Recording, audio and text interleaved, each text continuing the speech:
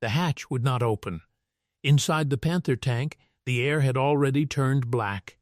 Smoke rolled through the fighting compartment so thick it burned the eyes before the flames even reached the crew. Somewhere beneath the floor plates, ammunition began exploding, one shell at a time. The driver was screaming. The gunner could not hear him clearly anymore because his ears were ringing from the impact that had just slammed through the turret. Only seconds earlier, the Panther had been moving confidently down a narrow Norman road near Caen on July 18, 1944. If you want more content like this, subscribe now and comment below.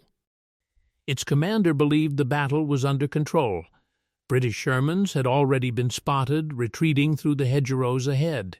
Easy targets, weak armor, weak guns. That was what German tank crews had been told for months. But then a single shell came crashing through the Panther's front turret plate from nearly a kilometer away. The hit was so violent that fragments of steel tore through the interior like knives. Now the crew was trapped inside a burning steel coffin, and nobody yet understood what had killed them. Outside, the Normandy countryside looked almost peaceful beneath the early morning haze. Smoke from artillery drifted slowly over the fields. Birds scattered from shattered trees. In the distance, British armored columns pushed forward through narrow roads bordered by thick hedgerows. Hidden among dozens of ordinary Sherman tanks was something German crews had not fully recognized yet, something the British had quietly prepared for months, a tank that looked familiar until it fired. The Sherman Firefly did not arrive in Normandy with loud announcements or dramatic speeches. Most German crews first learned about it only after watching Panthers burst into flames from distances they once believed safe. That confusion became fear very quickly. By the summer of 1944, the Panther tank had already earned a dangerous reputation across Europe. Introduced after the disasters of the Eastern Front, the Panther was Germany's answer to the Soviet T-34. Its sloped armor, powerful 75 mm KWK-42 gun, and long-range accuracy made it one of the most feared tanks of the war. In Normandy, many German crews believed the Panther could destroy Allied Shermans long before the Americans or British could fire back effectively. Often, they were right. British tank crews knew this too well. Earlier Sherman models struggled badly against Panthers and Tigers. Their standard 75 mm guns were reliable against infantry positions and lighter vehicles. But against the thick frontal armor of German heavy tanks, they were often almost useless, unless dangerously close. British crews watched shells bounce harmlessly from Panther armor, while German return fire tore through Shermans with horrifying ease. Tank crews joked bitterly that a Sherman's greatest strength was burning quickly enough for the crew to escape. Behind the humor was real fear. The British Army needed something stronger and fast. Back in Britain, military engineers were already working on an answer. The weapon at the center of that answer was the famous British Ordnance quick-firing 17-pounder anti-tank gun. It was one of the most powerful Allied anti-tank weapons of the war. The gun could punch through heavy German armor at ranges that shocked experienced tank crews. The problem was size. The massive gun barely fit inside the Sherman turret. Installing it required major redesigns. Radios had to be moved. Crew positions changed. The gun breech itself had to rotate sideways just to function inside the cramped space. The result looked awkward at first glance. The Firefly's long barrel stretched far beyond the front of the tank. Its turret interior became cramped and exhausting to work in. But once crews tested the weapon, nobody cared about comfort anymore. The Firefly could kill Panthers. And in Normandy, that changed everything. German armored doctrine depended heavily on range advantage. Panther crews preferred engaging Allied tanks from long distance, where their own optics and armor gave them confidence. Many German commanders considered ordinary Shermans little more than targets in open ground. But during the Normandy campaign, reports started spreading through German units about British tanks firing back with unexpected accuracy and devastating penetration. At first, many crews assumed they had encountered anti-tank guns. Others believed they were facing tank destroyers hidden behind Sherman formations.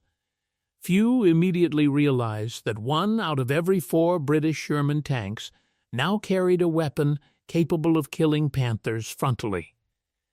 The British intentionally hid the Fireflies among standard Shermans for exactly this reason. A troop of Sherman tanks advancing through Normandy might appear harmless to German observers.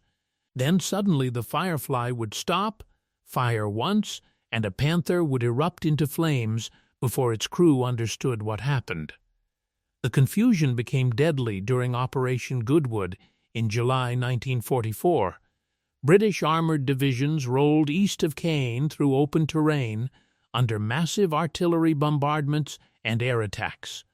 Thousands of vehicles moved forward through smoke and dust. German defenders from the 1st SS Panzer Division and 21st Panzer Division scrambled to respond. Panthers positioned near Bourguebus Ridge waited for British armor to emerge into firing zones. At first, the battle unfolded exactly as German commanders expected. Panthers opened fire at long range. Several British tanks exploded almost immediately. Burning Shermans littered the fields. But then British Fireflies began returning fire. Near Cagney, a German Panther commander spotted several Shermans maneuvering through smoke roughly 900 meters away. Normally, this distance favored the Germans. He ordered his gunner to engage. Before the Panther could fire again, a bright flash appeared near the British formation. Seconds later, a 17-pounder armor-piercing shell smashed directly through the Panther's frontal armor. The Panther's crew never saw the Firefly clearly. That became a recurring pattern throughout Normandy. The Firefly's greatest weapon was not only its gun, it was surprise. British commanders understood that Fireflies would become priority targets the moment German crews identified them. So crews improvised camouflage methods constantly. Some painted sections of the long barrel to visually shorten it. Others positioned Fireflies slightly behind ordinary Shermans, allowing standard tanks to attract attention first. In many engagements, Panthers fired at the wrong targets while Fireflies calmly lined up, killing shots. Inside the Firefly itself, combat remained terrifying. The Sherman chassis still carried weaknesses. Armor protection was thinner than the Panthers. The tall profile made concealment difficult. If a Panther spotted a Firefly first, the British crew often had only seconds to live. Every engagement became a brutal contest of detection, positioning, and nerves. British gunner Joe Ekins would later become one of the most famous Firefly crewmen of the war. Serving with the Northamptonshire Yeomanry during August 1944, Ekins operated from concealed positions near St. Ignan de Cramasnil. On August 8, during Operation Totalize, German armored units, including heavy Tiger tanks, moved through the area attempting counterattacks against advancing Allied forces. The morning fog hung low over the fields. Visibility shifted constantly. Engines rumbled somewhere beyond the haze. British crews waited silently inside their tanks, barely moving. Then shapes appeared through the mist. German armor. Ekins and his crew remained hidden near tree cover as targets slowly emerged at long range. Through his gun sight, Ekins identified heavy German tanks moving across open ground. The Firefly's 17-pounder fired. One German tank erupted in smoke. Then another. Then another. Among those destroyed tanks was believed to be the Tiger, commanded by the famous German tank ace Michael Wittmann. The engagement lasted only minutes. For German crews, Those minutes felt like a nightmare. Whitman's reputation alone had terrified Allied tankers for months. He had become legendary after Villers-Bocage in June 1944, where his Tiger destroyed numerous British vehicles during a sudden ambush. German propaganda treated him like a symbol of armored superiority. Yet even the most experienced German tank commanders remained vulnerable when caught by hidden Fireflies. That psychological shift mattered enormously. By late summer 1944, German tank crews no longer viewed Sherman formations with casual confidence. Every Sherman became a possible threat. Every hedgerow became dangerous. Crews scanned desperately for the distinctive long barrel of the Firefly before exposing themselves. Normandy itself intensified this fear. The Bocage countryside created brutal tank fighting conditions. Thick hedgerows divided fields into narrow compartments. Visibility changed constantly. Tanks could move only short distances before losing sight lines. Ambushes happened suddenly and violently. A Panther crew might spend hours scanning empty fields only to receive a fatal shot from a concealed Firefly hidden behind foliage. Tank warfare in Normandy rarely resembled clean open desert battles. It was claustrophobic and tense. Crews sweated inside overheated steel hulls, while artillery thundered constantly nearby. Mud-clogged tracks, dust-coated optics. Infantry anti-tank teams lurked behind every hedge. Tank commanders often stood partially exposed from hatches because visibility inside was terrible, risking sniper fire and shell fragments simply to understand what was happening around them. Inside German Panthers, conditions were exhausting even before combat started. The tanks were mechanically advanced but complicated. Final drive failures plagued Panthers during long movements. Fuel shortages became increasingly severe after Allied bombing campaigns disrupted supply lines. Repair crews worked endlessly to keep vehicles operational. Still, when functioning properly, Panthers remained deadly opponents. British Firefly crews respected them deeply. A single mistake during an engagement could mean instant destruction. Panther guns fired with terrifying velocity. Crews described seeing Sherman tanks simply burst apart under direct hits. Turrets sometimes blew off entirely. Survivors crawling from burning vehicles often carried terrible burns. Because of this, Firefly commanders learned patience. Unlike some earlier British armored tactics that emphasized aggressive movement, Firefly crews often operated more like hunters. Concealment became essential. Good firing positions mattered more than speed. Crews waited quietly for Panthers to expose themselves first. This change in battlefield behavior slowly altered the balance in Normandy. Near the village of Lingvres during Operation Bluecoat in late July 1944, British Fireflies from the 7th Armored Division encountered Panthers advancing through narrow roads bordered by hedges. The Germans expected another routine engagement against Shermans. Instead, concealed Fireflies opened fire from prepared positions. Several Panthers were destroyed before the Germans could organize effective return fire. One German survivor later described the experience as fighting invisible guns. That feeling spread through armored divisions across France.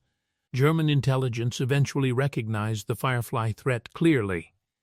Reports warned commanders to identify and eliminate Fireflies immediately during engagements. Panther crews received instructions to prioritize the long-barreled Sherman variants before engaging other targets. But identifying them under combat conditions proved difficult. Dust, smoke, distance, camouflage, and terrain often hid critical details. In the chaos of battle, seconds mattered.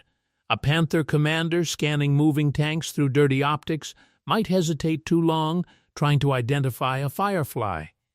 Sometimes that hesitation was fatal. British crews exploited this confusion constantly.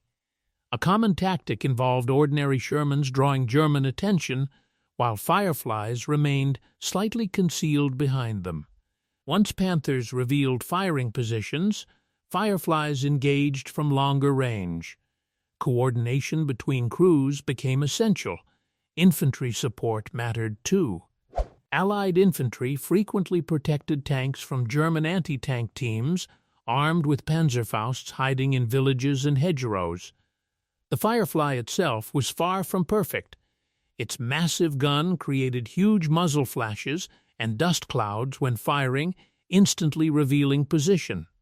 Ammunition storage inside remained dangerous. Reloading the 17-pounder in cramped conditions exhausted loaders quickly. The long barrel made maneuvering through forests and villages awkward. Some crews accidentally struck buildings or trees while turning. Yet despite these flaws, British tankers valued the Firefly enormously because it finally gave them confidence against German heavy armor. That confidence was something many Allied tank crews had lacked earlier in the war.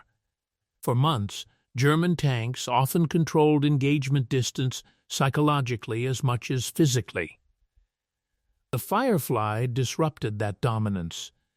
Now British crews knew they could kill Panthers and Tigers without suicidal close-range attacks. That knowledge changed battlefield morale. German morale shifted too, but in the opposite direction. During the retreat from Normandy following the Falaise pocket battles in August 1944, German armored forces suffered catastrophic losses. Air attacks devastated road movements during daylight.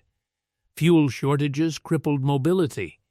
Constant Allied pressure prevented organized defensive lines from stabilizing. Amid this chaos, Fireflies continued appearing unpredictably in battles across northern France. Some Panther commanders became increasingly cautious, even paranoid. Every distant silhouette might hide a 17-pounder gun. The psychological impact of armored warfare often receives less attention than raw numbers of destroyed tanks, but fear shaped battlefield decisions constantly. Tank crews lived inside machines where one penetrating hit could instantly turn the interior into an inferno. Crews smelled fuel, oil, hot metal, and cordite for hours every day. They understood exactly what happened inside burning tanks, because they had seen bodies removed afterward. Fireflies intensified that fear because they removed the Panther's sense of safety at range. By September 1944, surviving German tank crews already recognized the Firefly as one of the most dangerous Allied tanks on the Western Front. Even though American forces fielded tank destroyers and improved Sherman variants, the British Firefly earned particular respect because of how effectively it ambushed German armor in Normandy terrain. British crews paid heavily for those victories. Fireflies themselves became prime targets. German gunners learned to search for the distinctive long gun barrel whenever possible. Many Firefly crews died quickly once identified. Casualty rates remained severe throughout the campaign. Burning tanks on both sides became common sights along Norman roads. Yet the Firefly's presence forced German armored units to fight differently. Panthers could no longer advance with the same confidence against Sherman formations. Engagements became more cautious. German commanders increasingly relied on concealment and defensive tactics themselves. In many ways, the hunter had become hunted. The burned Panther near Cayenne on that July morning was not unique anymore. Across Normandy, blackened German tanks stood abandoned beside roads, in orchards, and near shattered villages. Some had lost turrets entirely. Others still contained personal equipment left behind by dead crews. Allied soldiers passing these wrecks often paused silently beside them. The smell lingered for days. Inside many of those destroyed Panthers were crews who once believed Allied Shermans posed little danger. War changes quickly. A battlefield advantage that feels permanent can disappear within weeks when technology, tactics, and experience evolve together. The Sherman Firefly represented exactly that kind of shift. It was not invincible. It did not suddenly make Allied tank crews safe. Panthers and Tigers remained deadly until the end of the war. But the Firefly forced German armored forces to abandon assumptions they had relied upon since the campaign began. And once fear enters a battlefield, it spreads fast. German crews started watching tree lines differently. They hesitated longer before crossing open fields. Tank commanders spent more time searching through binoculars for hidden fireflies. Reports traveled through units about Panthers destroyed from impossible angles or unexpected distances. Confidence eroded piece by piece. For British crews, the Firefly became something equally important. Hope. Not blind hope. Not propaganda. Real battlefield confidence built through hard experience. British tankers finally possessed a weapon capable of matching German armor under the right conditions. That mattered deeply to men who had watched too many friends die inside burning tanks. Near the end of the Normandy campaign, Allied crews moved through roads crowded with wrecked German vehicles during the advance toward the Seine River. Panthers sat abandoned in ditches after fuel shortages forced crews to destroy them. Others remained exactly where Firefly shells had struck weeks earlier. Some still showed clean penetration holes through frontal armor once considered nearly untouchable. That image stayed with many soldiers after the war, a small hole in thick steel, proof that even the most feared machines on the battlefield could suddenly become vulnerable. And somewhere across the smoking fields of Normandy, hidden among ordinary Shermans coated in mud and dust, British Fireflies continued waiting quietly behind the hedgerows, their long barrels aimed through the haze, turning Panther tanks into burning traps one shot at a time. If you want more content like this, subscribe now and comment below.